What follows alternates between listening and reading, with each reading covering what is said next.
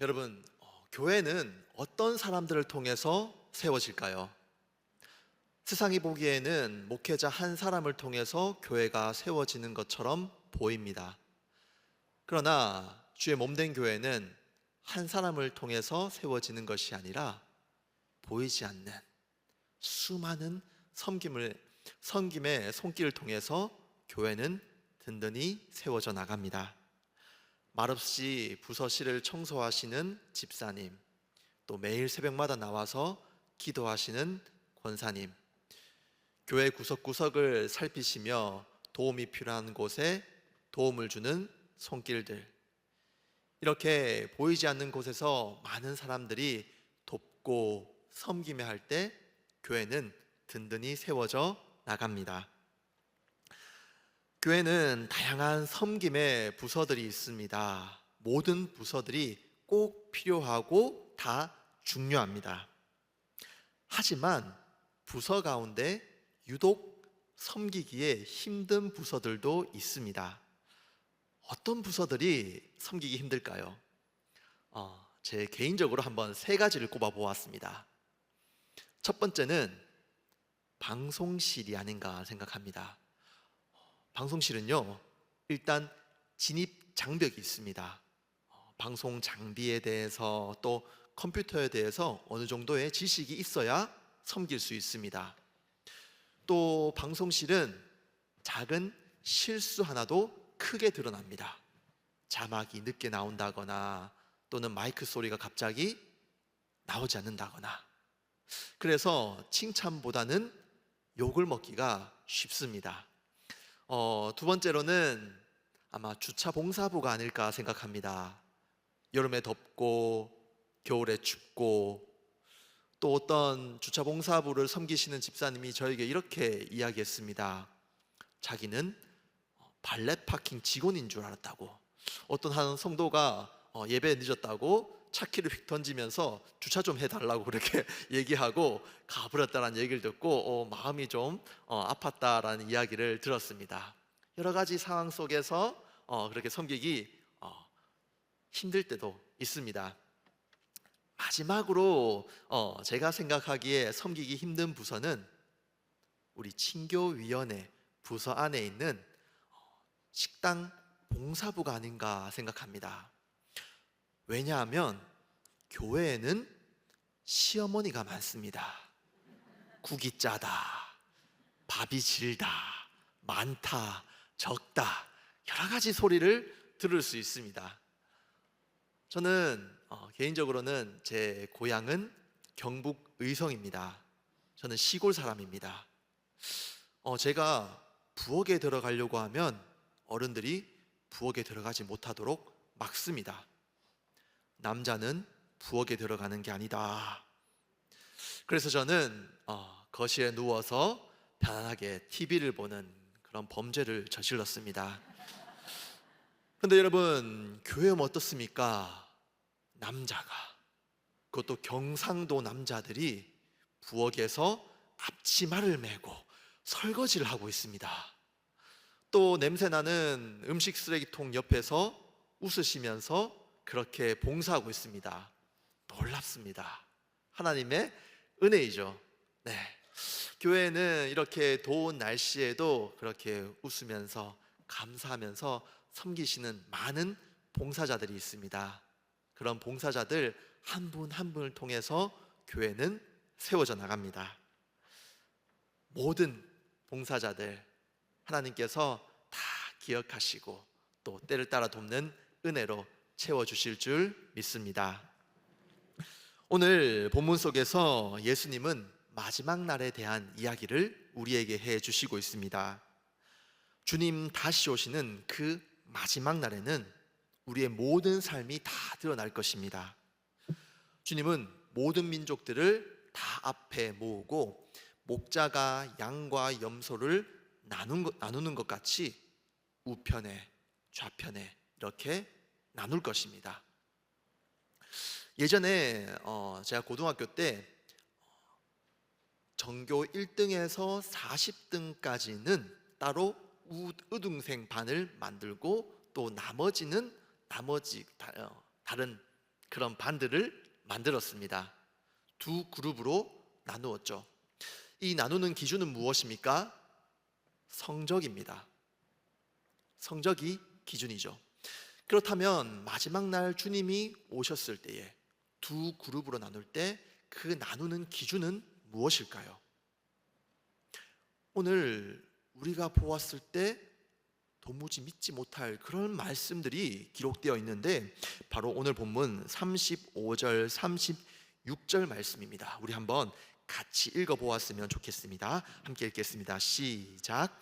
내가 줄일 때에 너희가 먹을 것을 주었고 목마를 때에 마시게 하였고 나그네 되었을 때에 영접하였고 헐벗을 때에 옷을 입혔고 병들었을 때에 돌보았고 옥에 갇혔을 때에 와서 보았느니라. 오늘 말씀을 보면 양과 염소를 구분하는 기준은요, 자비를 베풀었느냐 안 베풀었느냐, 선을 행했느냐, 그 행함이 기준입니다. 여러분 좀 이상하지 않습니까? 그런데 우리가 알고 있듯이 이 마태복음의 전체적인 맥락에서, 성경의 전체적인 맥락에서 구원의 기준은 행함, 나의 의, 이런 것이 아닙니다.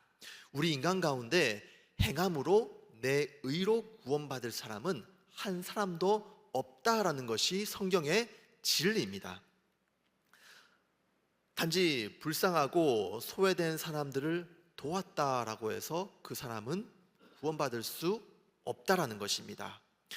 우리가 구원받는 것은 오직 예수 그리스도, 그분을 믿는 믿음, 전적인 하나님의 은혜로 우리는 구원을 받습니다. 이것이 성경 전체를 관통하고 있는 진리입니다. 이 진리가 오늘 본문 바로 앞절에 있는 34절에 잘 나타나 있는데요, 우리 한번 34절 말씀도 같이 읽어보도록 하겠습니다. 시작. 그때의 임금이 그 오른편에 있는 자들에게 이르시되 내 아버지께 복을 받을 자들이여 나와 창세로부터 너희를 위하여 예비된 나라를 상속받으라. 예수님은 오른편에 있는 자들, 구원받은 자들에게 내 아버지께 복을 받을 자들이여 라고 하시면서 아버지와 자녀의 관계에 대해서 이야기합니다. 물론 이 아버지와 자녀는 예수 그리스도와 또 아버지 되시는 하나님을 가리키는 말이죠. 그러나 계속해서 그 뒤이은 말씀을 보면 상속받으라 라고 하면서 상속이라는 단어를 쓰십니다. 상속, 유산을 상속받는 것. 그러니까 오른편에 있는 자들은 선을 행하는 그 행함 때문에 구원을 받는 것이 아니라 이미 창세 전에 하나님께서 하나님의 자녀로 택하신 자들에게 하나님은 하나님의 나라, 천국을 유산으로 상속해 주시는 것입니다.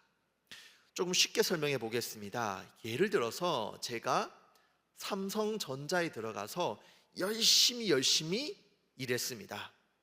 여러분, 제가 열심히 일한다고 이건희 회장의 유산을 상속받을 수 있을까요? 아니요. 저는 받을 수 없습니다. 이건희 회장의 유산은 이재용 씨가 받을 겁니다. 왜냐하면 아들이기 때문에. 아버지가 아들에게 유산을 상속하는 것입니다. 이재용 씨가 저보다 더 열심히 일하고 그의 행함으로, 노력으로 유산을 상속받은 것이 아닙니다. 단지 아버지의 자녀이기 때문에 유산을 상속받는 것입니다. 우리도 마찬가지입니다. 구원도 나의 의, 행함, 노력이 아니라 관계입니다. 창세전에 하나님께서 우리를 자녀로 선택하셨고 하나님은 그 자녀에게 하나님의 나라를 유산으로 상속하시는 것입니다. 여러분, 여기에 나의 공로, 내의 노력, 행함이 들어가 있습니까? 전혀 없습니다. 그렇기 때문에 나는 어떻습니까? 내 노력으로 만약에 이 구원을 이루어냈다라면 이것은 당연한 거죠. 그러나 내 노력도 전혀 없는데 하나님께서 나를 지극히 사랑하셔서 나를 선택하셔서 나를 구원해 주셨기 때문에 나는 그 은혜에 감사하기 때문에 그 은혜에 감격해서 나는 그 은혜에 어떻게 하면 나는 보답할 수 있을까?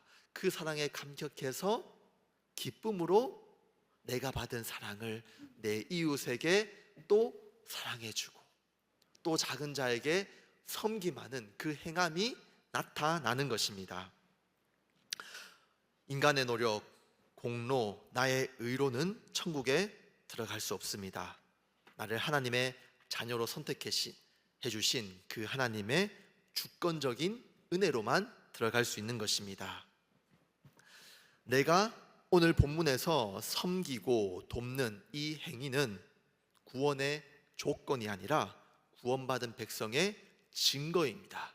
내가 구원받았기 때문에, 감사하기 때문에, 그 기쁨에 감격이 있기 때문에 헐벗은 자에게 입힐 수 있고 목마른 자에게 마실 수 있고 굶주린 자에게 먹일 수 있는 그 사랑이 내 안에 샘솟아 나는 것입니다. 예수 믿는 사람은 이런 사랑, 섬김이 나올 수밖에 없습니다. 내가 예수 그리스도를 믿고 내가 그 은혜에 감격된 사람이라면 이런 감사와 섬김, 사랑이 나오는 것입니다. 그런데 만약 내가 예수 믿는데 나는 하나님께서 나를 하나님의 자녀로 선택해 주신 것 같은데 나에게 이런 사랑도 없고 섬김도 없고 기쁨도 전혀 없다면 내가 진짜로 예수 그리스도를 믿는지 다시 한번 점검해 보아야 합니다. 진짜 믿음은 사람을 사랑하게 만듭니다.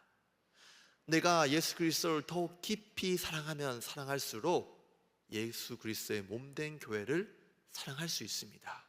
그 교회를 위해서 내가 무엇을 할 수 있을까 고민하며 섬길 수 있습니다. 오늘 우리 교회에도 말없이 섬기는 사람들이 참으로 많습니다. 보이지 않는 손길로 섬기고 채워주고 기도하고 누가 알아주지 않더라도 묵묵히 섬기는 많은 사람들이 우리 교회에 있는 줄로 알고 있습니다. 그 모든 사람들, 비록 사람은 알아주지 못하지만 하나님께서 다 지켜보시고 기억하시고 갚아주시고 채워주실 줄 믿습니다. 제가 예전에 총신신대원에 다니면서 사역은 대구에서 유치부 전도사로 사역을 했습니다. 유치부 아이들에게 말씀을 전할 때 깊은 신학적 의미를 전할 수는 없습니다. 가장 제가 많이 전했던 이야기들 중 하나는 하나님이 우리 친구들을 사랑하세요. 우리도 하나님을 사랑해요. 내 이웃을 내 몸과 같이 사랑해요. 내 친구가 어려운 일이 있으면 우리는 도와줘요. 이런 이웃 사랑을 이야기를 참 많이 했죠. 그런데 하루는 저 스스로 이런 질문이 들었습니다.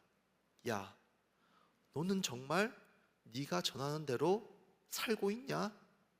너는 그 말씀대로 실천하고 있냐? 이런 질문이 문득 저에게 들어왔습니다. 그 질문에 좀 피하고 싶었습니다. 제 스스로 변명할 수 있었습니다. 난 너무 바쁘지 않냐? 주말 되면 용인 올라가서 쉼없이 공부해야 되고 또 주말 되면 대구 내려와서 사역해야 되고 너무 바쁜데 내가 어떻게 그런 사랑을 실천할 수 있는 시간적 여유가 있느냐? 그러니 나는 못하고 있어. 내 스스로 핑계를 대었지만 이 질문이 끊임없이 저를 괴롭혔습니다. 너는 말만 하는 바리새인이야. 그래서 고민하면서 나도 그러면 어떻게 내가 받은 사랑을 좀 실천할 수 있을까? 사랑을 나누어 주기 위해서는 돈이 있어야 되는데 저를 보니 제 안에 있는 것은 학자금 대출과 빚밖에 없었습니다. 내가 무엇을 도와줄 수 있을까? 내가 빚이 있지만 또 다른 한 손에는 예수 그리스도의 생명의 빚도 있지 않느냐? 젊고 열정이 있지 않느냐? 그래, 내가 돈이 없으니 한번 기부를 받아서 이 기부받은 돈으로 한번 이웃, 가난한 자들에게 또 도움이 필요한 자들에게 섬기자, 그런 마음이 들었습니다. 그런데 지나가는 사람한테 기부 좀 해주세요, 돈 좀 주세요라고 하면 안 줄 거잖아요. 그럼 내가 어떻게 받을 수 있을까 고민하다가, 내가 사람들이 좋아하는 캐릭터로 변신해서 그 사람들과 함께 사진을 찍어주고 기부금을 받아서 그것으로 좀 이웃들에게 나누자라는 그런 생각이 들었습니다. 어떤 캐릭터가 좋을까 고민하다가, 저는 사역자니까 좀 제 신분을 가릴 수 있고 또 많은 사람들이 좋아하는 그런 캐릭터로 한번 변신해 보자 라고 생각해서 떠올랐던 캐릭터는 스파이더맨이라는 캐릭터였습니다. 그래서 한번 영화같이 똑같이 한번 그 옷을 만들어 보자 싶어서 한 2주 동안 새벽 3시, 4시 정말 잠 안 자고 열심히 옷을 만들었습니다. 옷을 만들고 딱 입어보니 이랬습니다. 사진을 보니까 그럴듯하죠? 네, 위에 있는 사람이 아니라 밑에 있는 사람이 접니다. 옷을 딱 이제는 막 완성을 했어요. 이제 그러면 대구 어디에 가면 사람이 많을까? 어디에 사람이 많을까요? 대구에는 동성로 시내에 사람이 많습니다. 그래서 저 스판을 입고 대구 시내 한복판에 나아가서 제가 기부 활동을 했습니다. 이제 양쪽 옆에는 이제 여러 가지 이 행사를 하는 취지를 알리고 제가 뒤에 이제 현수막을 걸고, 그래서 어떤 사람이 이제 사진 찍어서 인스타에 올리더라고요. 다음 사진을 보면 제가 막 혼자서 열심히 이제 그 현수막을 걸고 있고요. 또 제가 이렇게 포즈를 취하고 있으면 사람들이 와서 함께 사진을 찍고 옆에 기부함에 기부를 했습니다. 생각보다 많은 기부금이 모였습니다. 이 기부금을 가지고 가난한 자들 또 노숙자들을 섬기는 그런 일들을 했습니다. 그런데 교회도 마찬가지고 어떤 내가 선한 의도로 일을 한다고 하더라도 어려움은 있습니다. 여러분, 대구 시내에 사람들이 가장 많이 모이는 날은 언제일까요?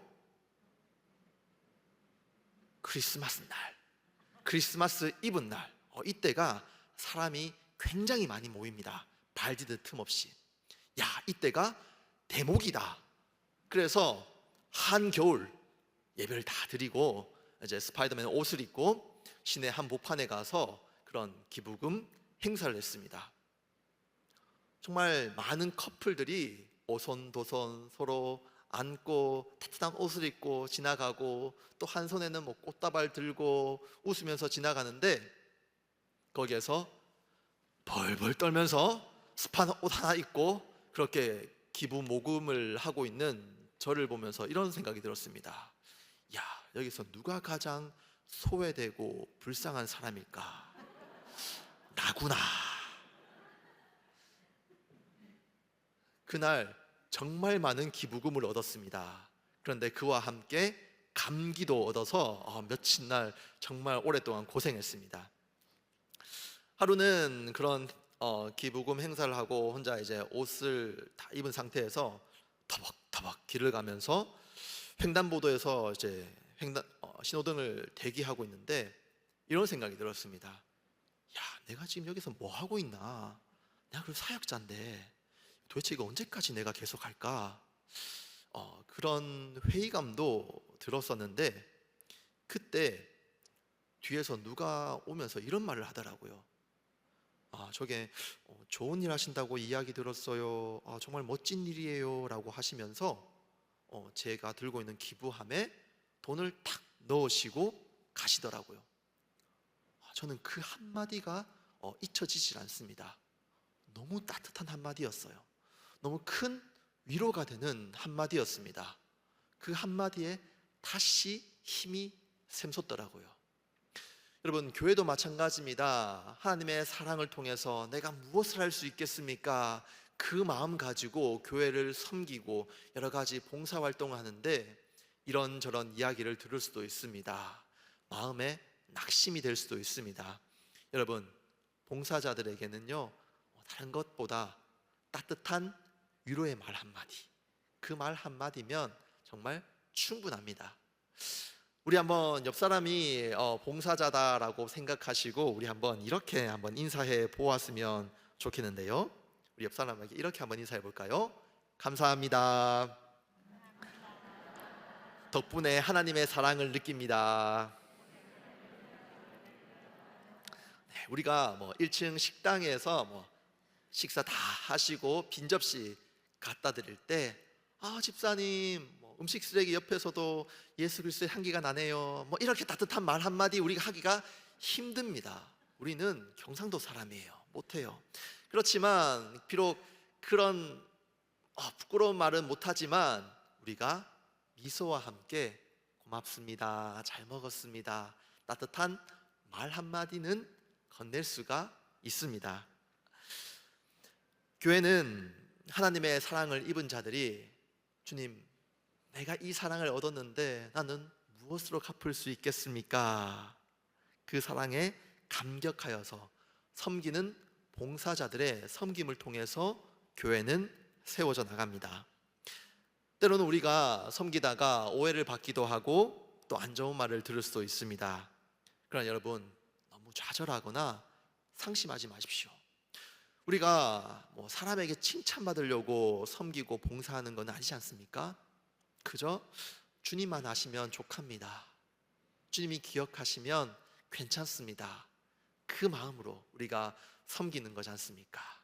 여러분, 좌절하지 마시고 묵묵히 감사함으로, 기쁨으로, 또 믿음으로 주어진 자리에서 우리가 최선을 다해서 아름다운 향기를 남길 수 있는 저와 여러분들 되었으면 좋겠습니다.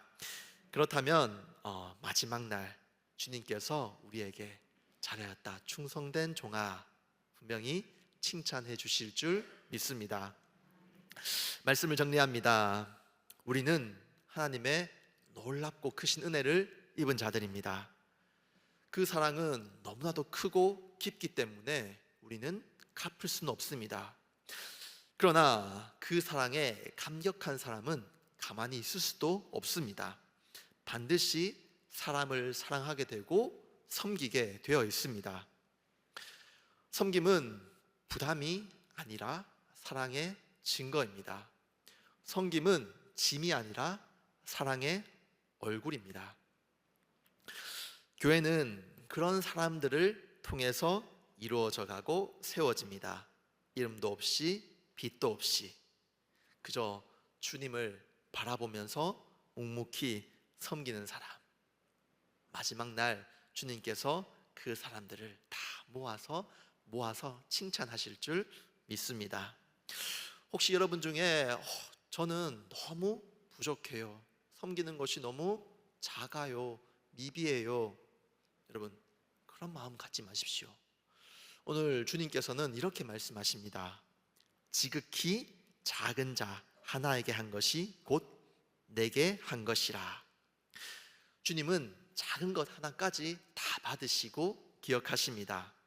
여러분, 너무 낙심하지 마십시오. 누가 몰라줘도 괜찮습니다. 우리 주님만 아시면 충분합니다. 우리가 다시 한번 결단해 보았으면 좋겠습니다.